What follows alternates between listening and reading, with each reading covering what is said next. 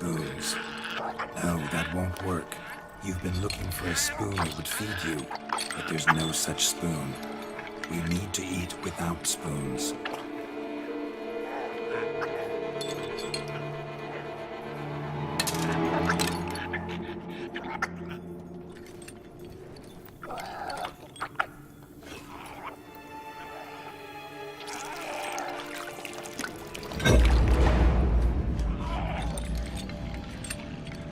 Open your eyes. You need to see your likeness.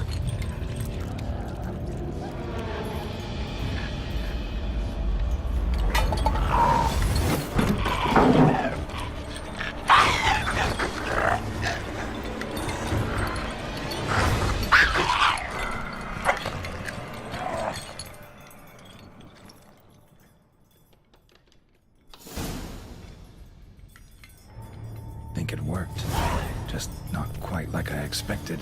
Need to see what happened to the white. Won't be hard to find given its stench.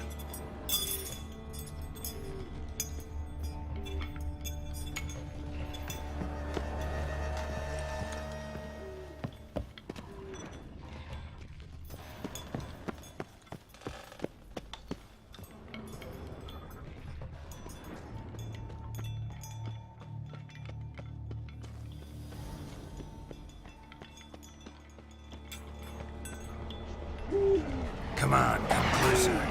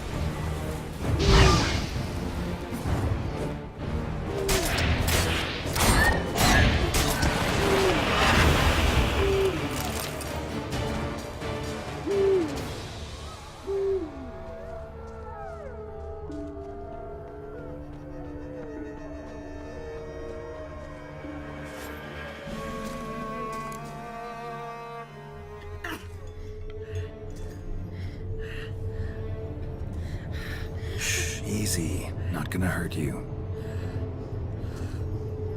Eat. I must eat.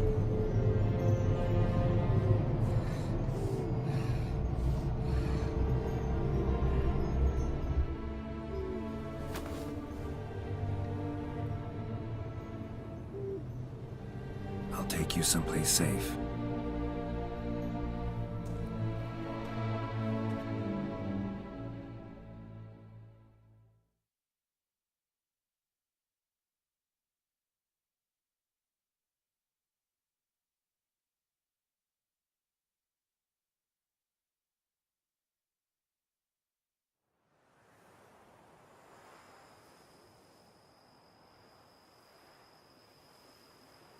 So I took her by the hand and led her here.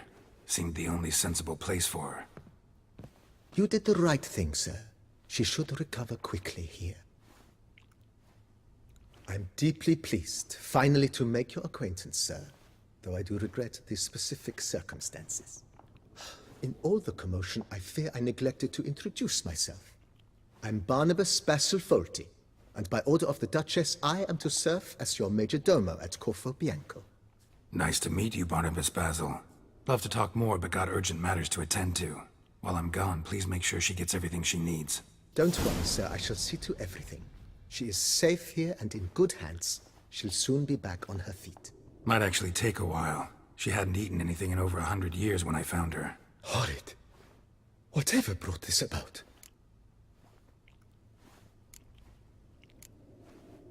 Told me her story on the way here.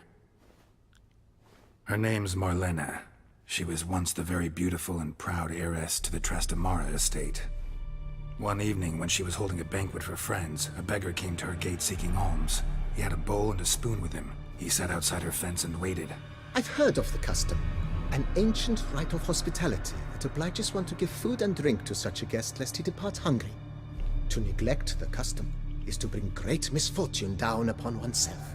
Marlena didn't care a whit for the old customs. She drove the man off, saying she'd rather feed the leftovers from her feast to her dogs than to give the beggar anything. The beggar then broke his spoon, cast a curse. She was beautiful, so he said she'd never wish to look at herself in the mirror again. Since she adored feasts, he swore no one would ever wish to sit and dine with her. And as she even refused him the crumbs from her table, he swore she'd never find a spoon in the world that would sate her hunger. A harsh punishment. I imagine lifting the curse was hardly simple.